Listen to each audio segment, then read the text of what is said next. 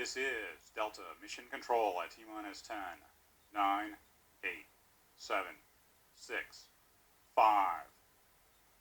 Main engine ignition. And liftoff of the United Launch Alliance Delta IV rocket carrying WGS-4 for the United States Air Force. The wideband global SATCOM satellite provides significantly increased capacity to our joint warfighters and Australian international partners. Hearing the voice of Steve Agate providing launch vehicle descent data. Good. Chamber pressures beginning to decline in the solid rocket motors as expected.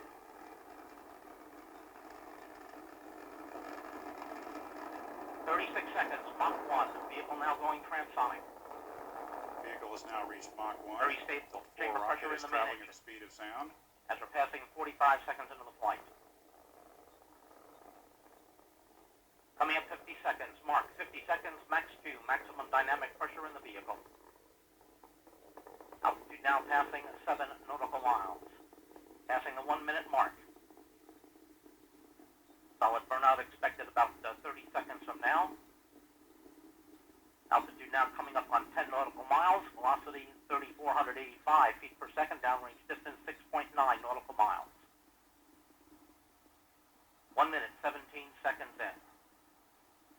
Chamber pressure holding very well in the main engine.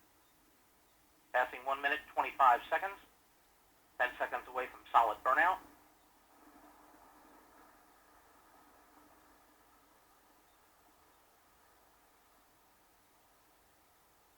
Shaft burnout, standing by for SEP. And we have separation. Before solid motors have separated from the vehicle. The Delta IV rocket only now weighs 1/2 of what it did at launch, expelling propellant at around 1,850 pounds per second. Coming up on the 2 minute mark. This is Delta Mark, Mission Control. 2 minutes into the flight. L plus 2 minutes, 3 seconds into the flight. The Delta IV WGS-4 mission is 2 minutes into the flight. Steve Agate just confirmed jettison of the 4 solid rocket motors, and the mission is continuing as expected.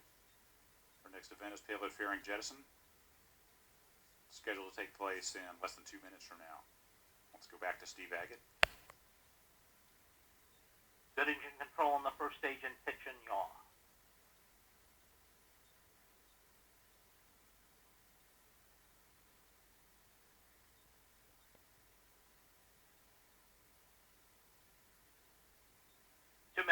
Seconds in, still looking good. Altitude 46 nautical miles, velocity 8,679 feet per second, downrange distance 75 nautical miles.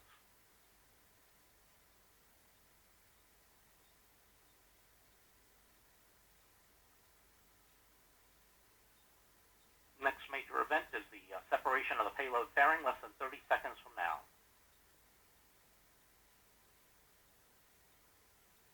Passing 3 minutes, 10 seconds. Altitude now passing 61 nautical miles. Good engine control in the first stage. Standing by for fairing SEP.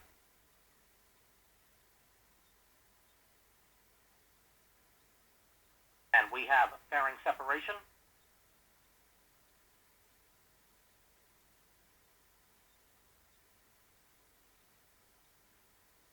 Minutes, 40 seconds in.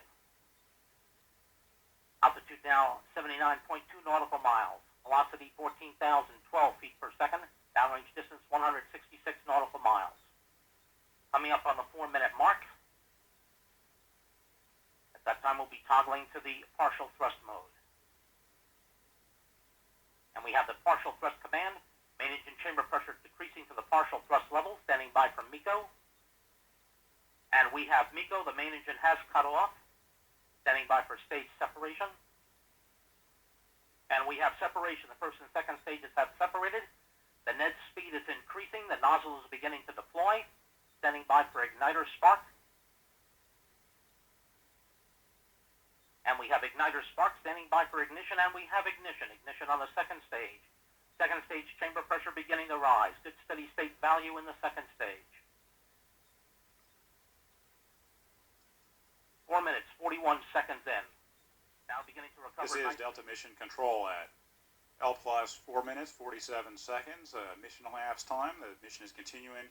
As expected, you just heard Steve Agid report the successful execution of the events comprising the early part of tonight's mission. The payload fairing was successfully jettisoned. The first stage main engine cut off. First stage was separated, and second stage ignition began. We're now in the first of two planned second stage engine burns, and this burn will last just over 16 minutes, ending about 15 minutes from now. And I'm joined now by U.S. Air Force Captain Tim Tremello from the Air Force Wideband Global